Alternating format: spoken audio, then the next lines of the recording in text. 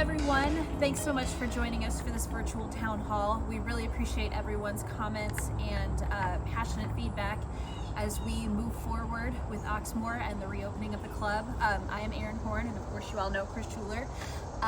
We wish that we could do this live. We wish we could do a lot of things in person, and we'll kind of get to more of that later. But just thank you again, and I'll pass it over to Chris for some opening comments from him as well.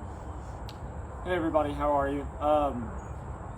We're really excited about the golf course and about some of the things that we have to offer when we open back up. I do want to speak a little bit about the golf course. This has obviously been a major renovation that we've been going through with transitioning all of the fairways over to our new Tahoma Bermuda grass, and then also putting new sod on all of the tee boxes. The tee boxes are fantastic. They are in great shape, and I know that everybody is going to be really excited to play off of them. And really, for the most part, for the majority of the golf course, the fairways are coming along fantastically and really good. We are going to have some areas where they're not coming in quite as fast, and maybe they're a little bit patchy. But one thing that I want everybody to keep in mind is that we still have almost a month really of growing season for this new type of Bermuda. So while in a perfect world we would love to maybe have 1 or 2 more weeks to really get them in nice and lush throughout the majority or throughout a bigger part of the fairways, I think they're very playable, and it's going to give all of the membership a chance to kind of see the progression as we move along for the next few weeks and the next month or so. The landing areas are awesome.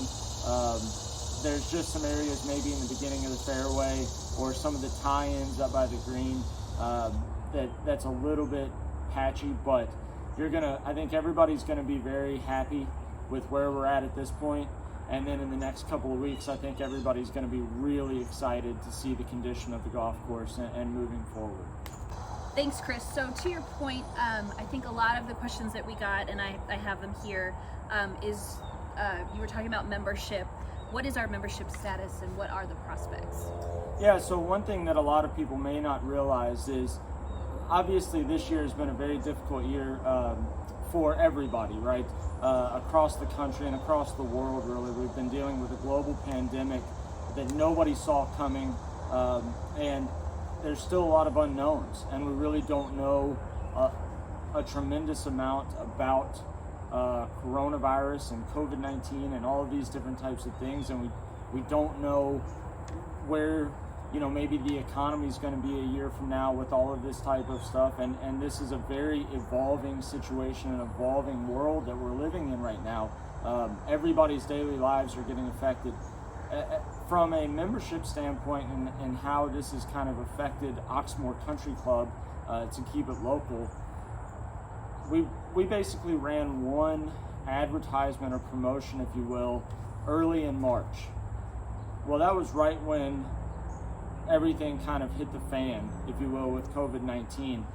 And so we didn't feel like that was a great time to maybe keep pushing membership and so on and so forth. So off of that one advertisement, we've still, up until the point where we shut down to do our renovation, from March 11th until that point, our membership grew 40%, which is fantastic. And I would tell you that if in a no COVID-19 world, we would have felt like that really, we fell short a little bit. We felt like we could do better than that. With COVID-19 and coronavirus happening and with all of that kind of stuff and where we were, we feel like we've really done a fantastic job, and we kind of hit the lottery growing that much.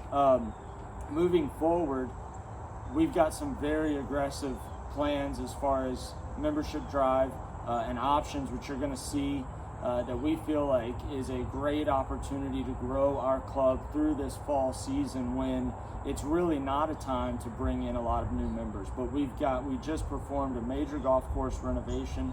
We've got big plans moving forward for where we want the club to be. And if we can pretty much do what we did in the spring, in the fall, as far as that number of members and that amount, we feel like we're in a very, very good spot for next year to really start moving back towards being a fully private country club and offering all of the members all of the amenities that they want and they expect from a club of this caliber and this magnitude. The future's bright. It's very bright. It's very bright. I think along those lines, what is one way you're looking to add value long-term and short-term to a club membership? Sure. So short-term, one of the things that we're looking to do, I know that maybe some of our unaccompanied guest fees, we try to keep them in line or somewhat where we didn't want to necessarily steer people away or scare people off.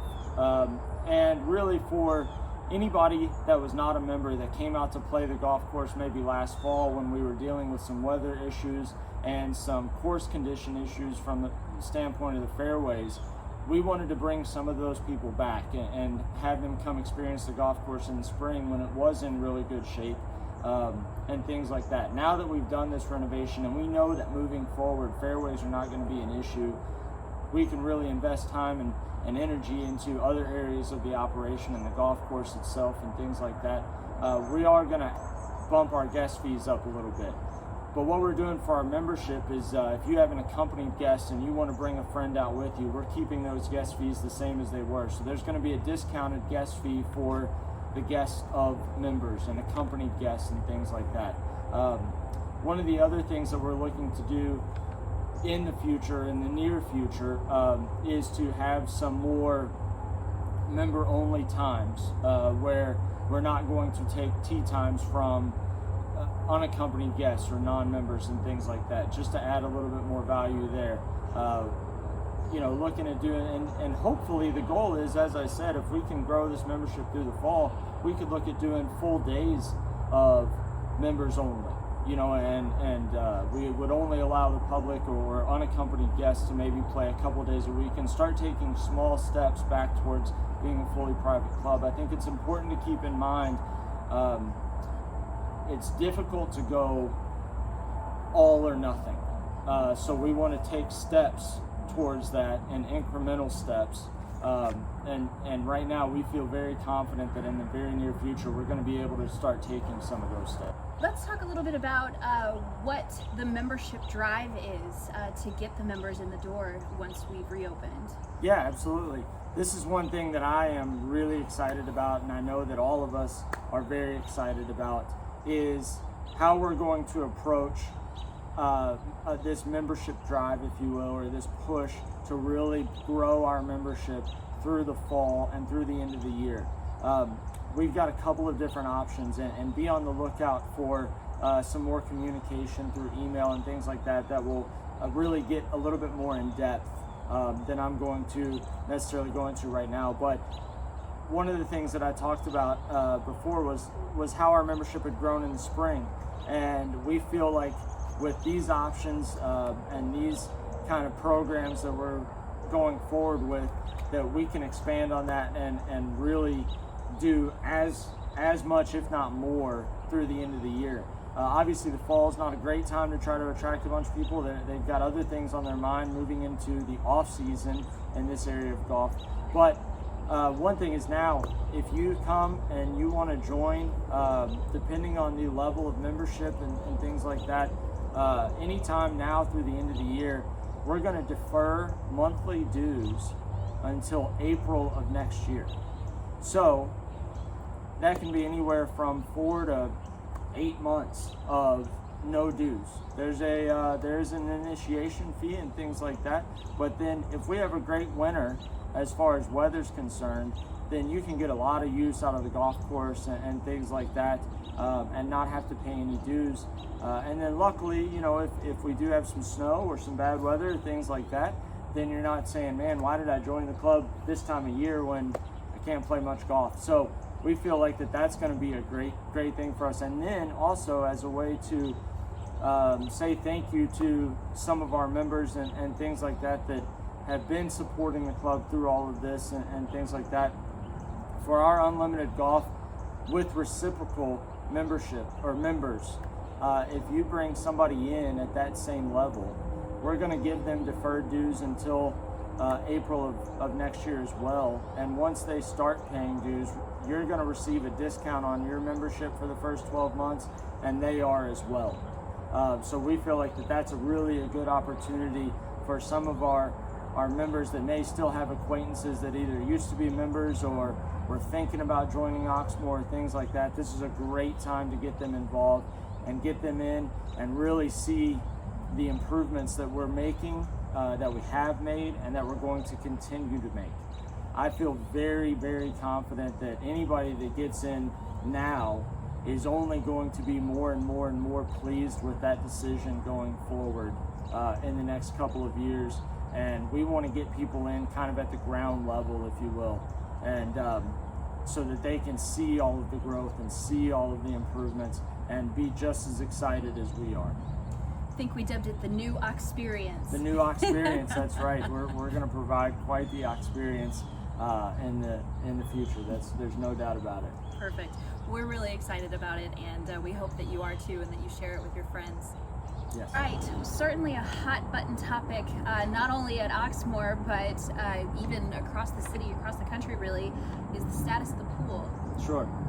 So yes, the pool question has obviously been a big topic of discussion and things like that for us, for everyone in the area, all of that kind of stuff. If you had asked me a year ago at this time, is the pool going to be open next year, I would have had a resounding 100% absolutely it's going to be open. Nobody could see this pandemic coming. Nobody forecasted this pandemic happening, all of that kind of stuff. The pool is in need of some repair. There's no question about that. There's some issues there, but I am very, very confident that we are going to come back next year very strong with the pool. We're going to fix it. We're going to come back better than ever, and we're going to have tons of activities there and tons of fun things to do and really build a tremendous atmosphere at the pool.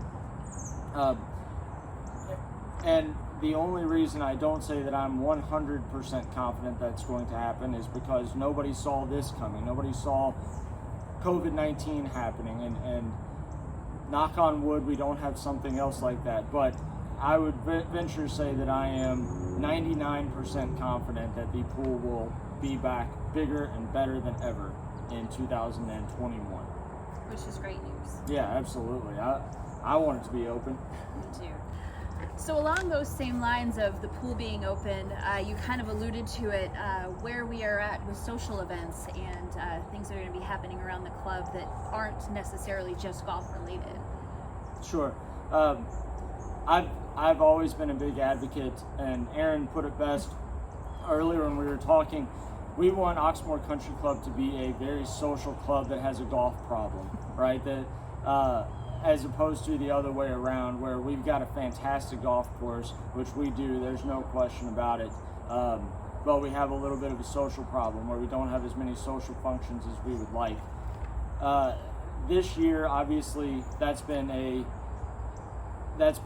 thorn in the side of every club that I know of, and that every golf professional and club manager that I've talked to, is how do we navigate this year and this pandemic from a social aspect, when we have to maintain social distancing, we have to limit the number of people, we have to limit groups and do all of these types of things. And the basis of any successful club is really for that camaraderie and that social atmosphere, and getting everybody together after a round of golf to have a bite to eat, have a drink, share stories. And when you have to limit the number of people in a room so significantly as we have, it becomes very difficult to do that. And that starts to bleed into other areas and things like that. Moving forward, our hope is that things will continue, restrictions will continue to be lifted. We're in a little bit of an uncertain time again right now with some of the kind of changes that have been going on and the tightening back up of things that we've seen in the last couple of weeks. Now there was an announcement that maybe the Big Ten might not be playing football and things like that. From a golf standpoint, that's kind of good news because we might have a little bit more activity on the weekends than we would have otherwise, and we'll see what happens with other local teams and things like that. But it also creates some issues because if they can't do it and they can't find a way to do stuff like that, then how do we get 100 people in a room to do something? And it goes right back to this town hall.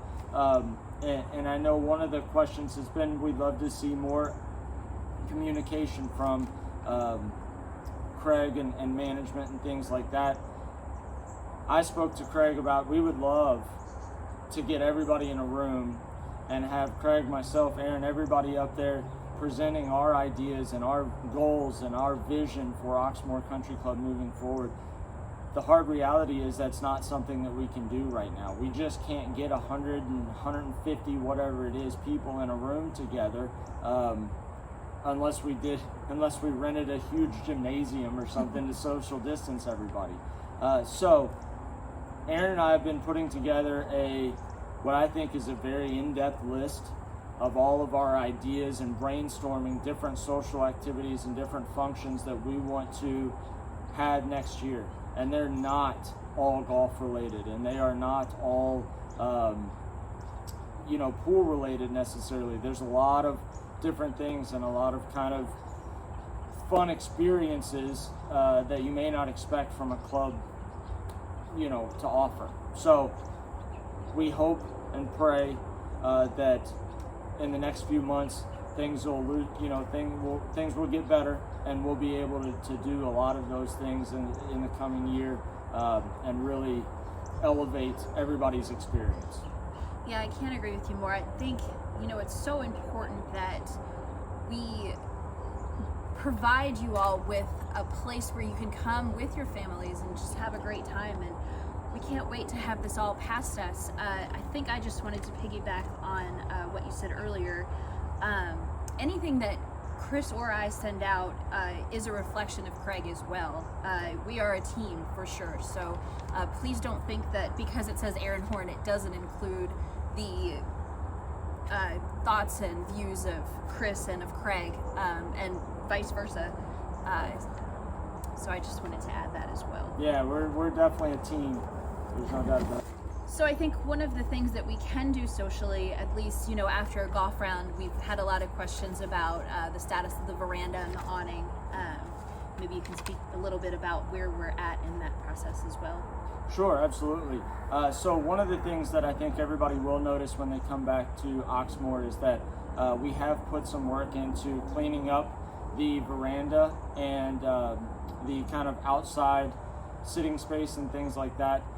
We power washed it. We're cleaning up some of the weeds in the flower beds and doing a lot of things of that nature. With regards to the awning, we are kind of investigating all of our options at the time, with whether it be fixing the current one and whether that's cost effective or whether we need to look at maybe even purchasing a new one. In the short term, we're exploring options of maybe just umbrellas over the tables or something that can provide some shade at least, so people can sit outside and enjoy a cocktail or enjoy a beverage after their round, and maybe watch some of their friends come up number 9 here and things like that. So we definitely want to start utilizing this space more and doing some things of that nature, and we're working to try to find some options in the short term, and then really next year, moving forward and through the winter, look at kind of updating the space and really revamping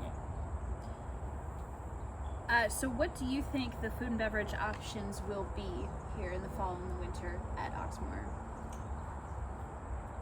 So I think we're definitely gonna have food and beverage options as it is.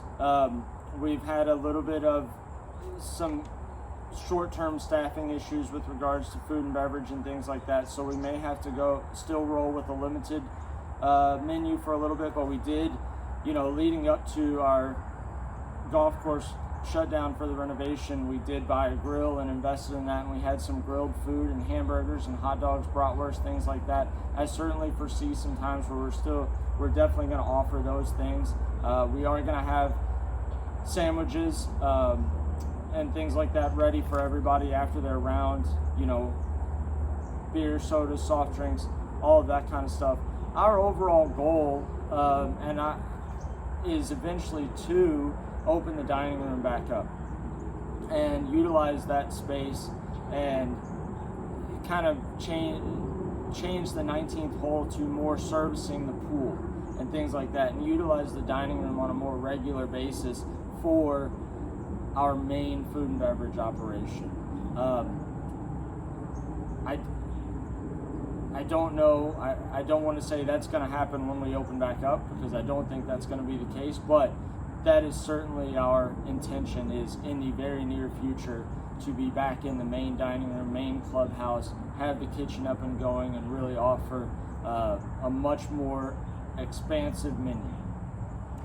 We're building a little bit every day. Every day, absolutely, and that's the thing. I mean, it's incremental steps. I think it would be somewhat foolish on our part to all of a sudden flip the switch and have full service dining with waiters and waitresses and hostesses and all of that kind of stuff. But if we can make small incremental steps in moving in that direction, then I think everybody is going to continue to see improvement a little at a time. And one of my favorite quotes kind of is, if you make small steps every day, then in a month or a year and things like that, you make big improvements. So if we can just make little improvements at a time, in the very near future, it's going to be a big change. Absolutely. I'll get you off the hot seat here for a second, and I'll answer a question. It looked like there was a couple of concerns about whether the slushy machine will be back. Absolutely 100%. We just put that on loan to Persimmon while they open their golf course to us in this time. It absolutely will come back, and you will be able to enjoy those bourbon lemonades as they were. That's right. Speaking of another fun, safe social activity that can happen right now safely, is pickleball. And we've gotten a lot of questions about pickleball and tennis. If you could speak a little bit to that. Sure, absolutely. So one of the interesting and exciting things that has come out of this year and sort of this pandemic that have put such a hurt on so many other things has been somewhat of a revitalization in racket sports at Oxmoor Country Club and paddle sports and things like that. And we have had a couple of groups of members that have started to utilize the tennis courts, both for tennis and for pickleball. And it's really been good.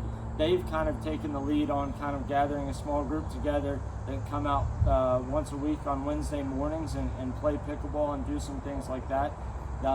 Certainly something that we're keeping an eye on, and from a standpoint of, is this something that we want to really kind of boost and maybe take under our wing going forward and try to really grow it as much as we can. Pickleball is one of the fastest growing sports in the country. Very popular down in Florida, and a lot of clubs around the area have added designated pickleball courts and things like that in the last couple of years.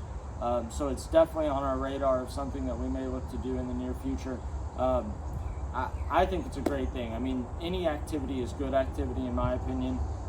And if anybody is interested in kind of exploring those options or getting into coming and seeing what's going on Wednesday mornings or some other day and trying their hand at pickleball, please get in touch with us, and we'll be happy to help get you in touch with the guys that are, or the people that are putting it together and things like that, and get you started, because it's exciting and it looks like a lot of fun. I myself haven't played yet, but it looks like a lot of fun.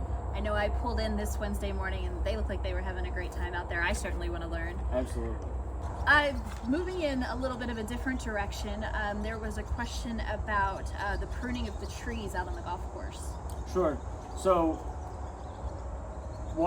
obviously during this renovation, there has been a significant amount of work done to, and even before the renovation, some people may not realize it necessarily, but hole number 6, there was a pretty intrusive tree that overhang the right side of the shot into the green there, and we had a gentleman come in and prune up the side of the tree there to open that shot up a little bit more, so it wasn't a dogleg par 3 anymore.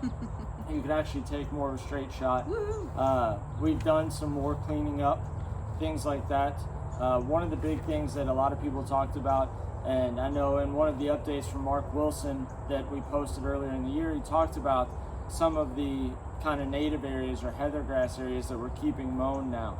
Well, one of the things a lot of people don't realize is when you just let those grow over time, there will be trees and all of that type of stuff that starts to grow in there, and a lot of weeds and things like that. So you really have to maintain those areas, even if it's only a few times a year, getting in there and cutting it and things like that. Unfortunately, up until this year, that hadn't necessarily been done in a lot of areas, and so they were very infested with weeds. It brought in a lot of bugs and mosquitoes and things like that. I know that in the coming weeks, we're having a pest control company come in and actually treat the backside of the golf course for mosquitoes so that we can try to limit the amount of bugs and pests that are back there. We're cleaning up a lot of the flower beds. We're doing a lot of those things.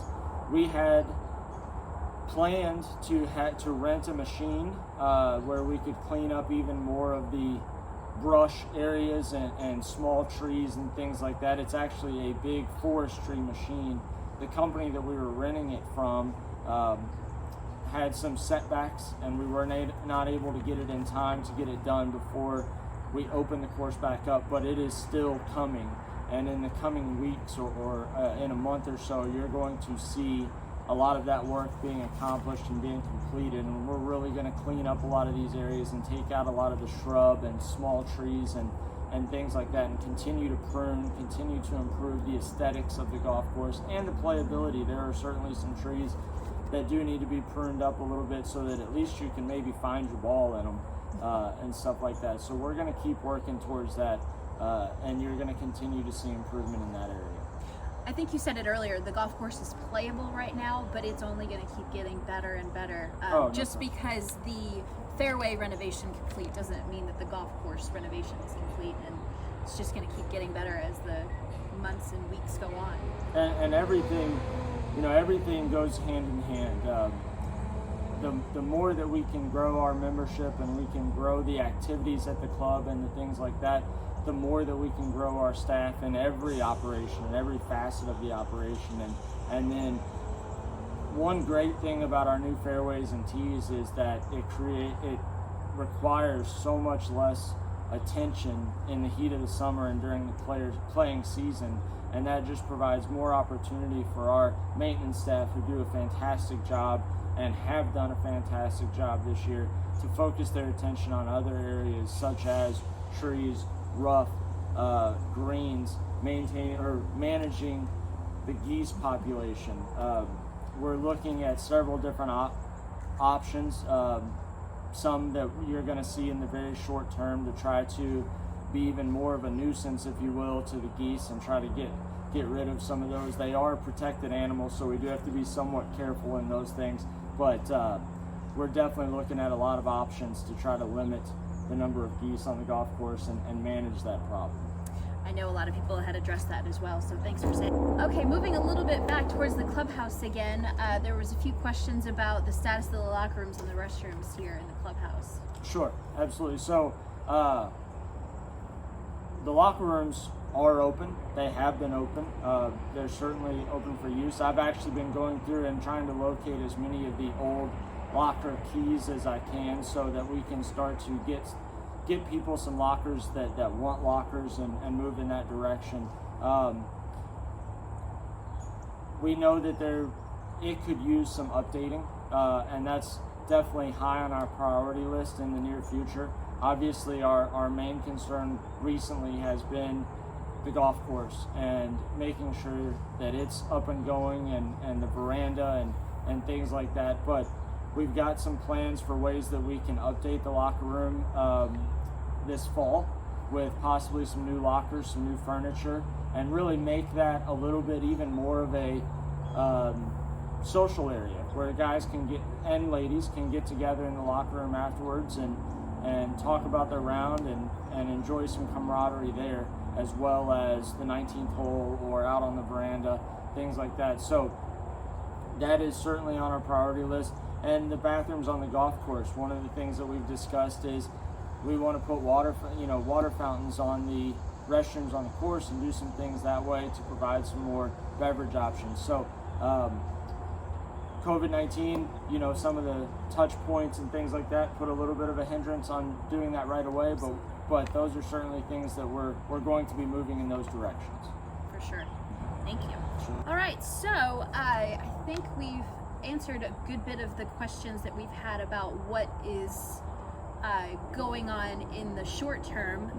Going forward, we were asked what are the next top 3 capital improvement projects after the tee renovation and fairways have been completed. Sure. So some of the things that we have that are definitely kind of higher on our priority list when it comes to capital improvements and improving the facility and things like that. We definitely want to get the clubhouse up and going more. So, and that would include the dining room, potentially. I would like to see at least, and I know a lot of other people would like to see, even potentially moving the golf shop over to the Lakeview room in the main clubhouse. I think that when you look across the landscape of kind of more modern golf and the modern model of how things are, keeping as many things housed under one roof, if you will, improves the operation and the flow of everything a little bit. So that's high on my priority list. I know that that's somewhat high on Craig and our management team's priority list, is to do some of those things. And then, as I mentioned, updating, renovating, making some changes to the locker rooms. And then we've been focusing a little bit on the fitness room as well. Maybe not something that a lot of people realize or utilize and things like that, but we do have a couple of pieces of equipment that weren't in fully working order and things like that before, and those things are addressed and those are fixed now, and we have our machines up and going and they're working, and we're looking at expanding that room and utilizing more of that space to provide more options from a fitness standpoint. We feel like that's one thing where we can start to maybe be a little bit or involve more of the family that maybe doesn't play golf, but they like to go to a gym or they like to go get some exercise in, especially in the winter and things like that.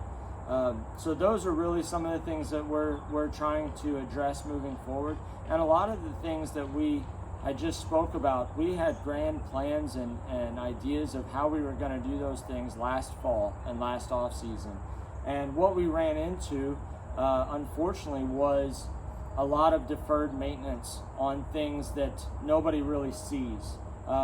We had some pretty significant issues with our heating and air system and our boiler room and things like that, and we had to invest a pretty sizable amount of money into making sure that the inside spaces where people came into were warm in the wintertime and were cool in the summertime. I don't think anybody would want to walk into a golf shop and check in when it's 40 degrees in the winter and where it's 90 degrees in the summer and things like that. So unfortunately, those are not things that everybody could visibly see and realize that were going on, but definitely things that had to be addressed and had to be addressed immediately. So that had to change our course of action a little bit last off season.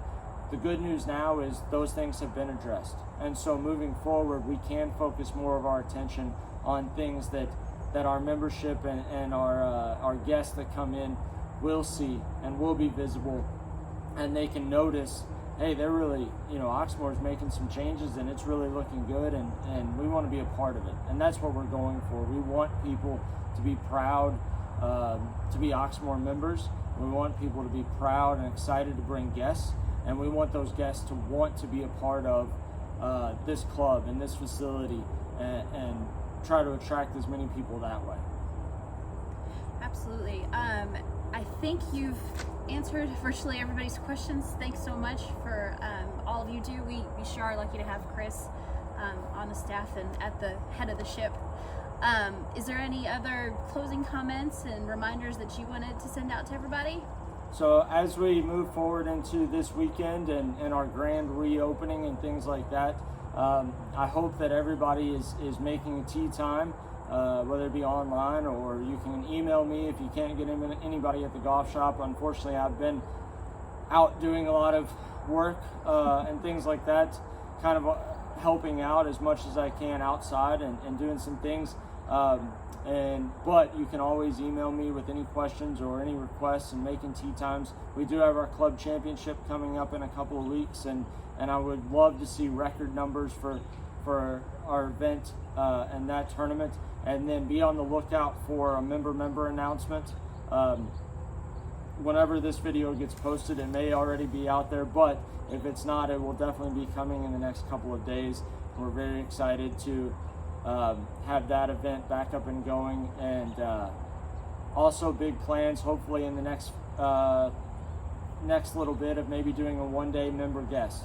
And I think that would be a lot of fun and give everybody an opportunity to bring a friend out or a few friends out and see the changes that we've made to the golf course and experience how great our fairways are going to be in the next few weeks and things like that. And I couldn't be more excited about the direction that we're going and the quality of the facility that we're going to offer immediately and moving forward.